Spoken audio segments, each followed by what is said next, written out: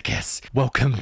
Welcome back to another installment of r/no sleep. Today we have a story by This Chemical 13. Title: The previous tenant left a note under my floorboards. I should have listened. This is a super short one, but let's get into it. June 12th. I found the note while unpacking boxes in my new apartment.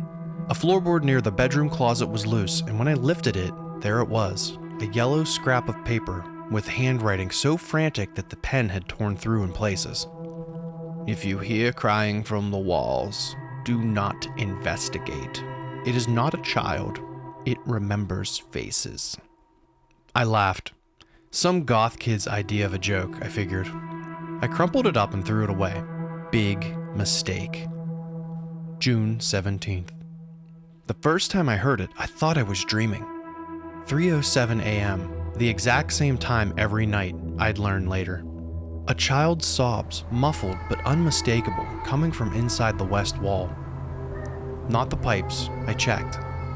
Not a neighbor, the walls are solid concrete. Just this weeping that made my ribs ache with how real it sounded. I pressed my ear to the wall. The crying stopped. Then, so close it made my skin crawl. I see you too. I barely slept after that. June 19th. I confronted the super today. Kids in the building? I asked casually. He stiffened. No. Why? When I described the crying, his coffee cup rattled in his saucer. That unit was empty since Miss Lasky, he muttered. She kept complaining about noises before she transferred. What happened to her? He just tapped his temple and walked away.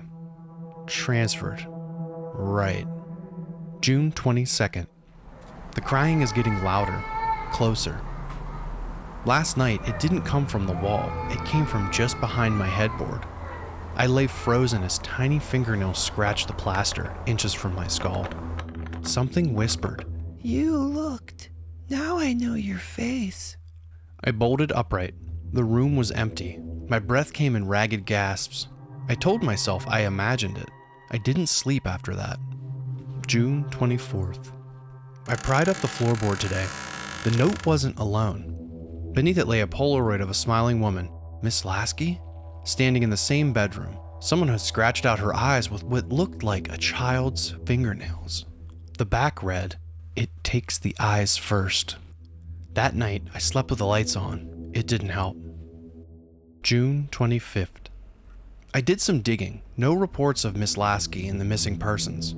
No police records tied to my address. It's like she never existed, but I know she did. I found something else too. A news article, 1998. An apartment fire. A little girl trapped behind a wall, wedged inside an old dumbwaiter shaft. The fire department found her too late. The article didn't say how she got there, but it did say this.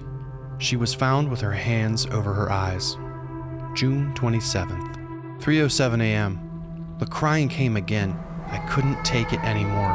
"What do you want?" I whispered. The response wasn't in the wall. It was right behind me, in a voice like wet paper tearing. "Your eyes work better than hers did." I spun around. Nothing.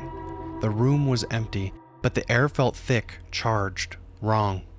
The closet door creaked open by itself. I ran. June 28th. I'm writing this from a motel. The crying followed me here. It's 2:56 a.m. In 11 minutes, I'll hear it again. I turned the TV up loud to drown out the sound. I triple-checked the locks, but I know that won't stop it. I keep seeing things in the motel mirror, dark shapes in the corners, eyes missing from my reflection. I don't know what it wants, but I think I understand now. It doesn't need the apartment. It needs someone to see it. I just hope it doesn't remember what I look like. Love it. Creepy. I like the children's fingernails scratching on the plaster. That was a good touch. I like that a lot. Creepy, creepy, creepy. Go over and check out This Chemical 13's Reddit page. It'll be in the description below. Let them know what you think about the story. I appreciate each and every one of you, like always. I'm the micromasochist. Farewell.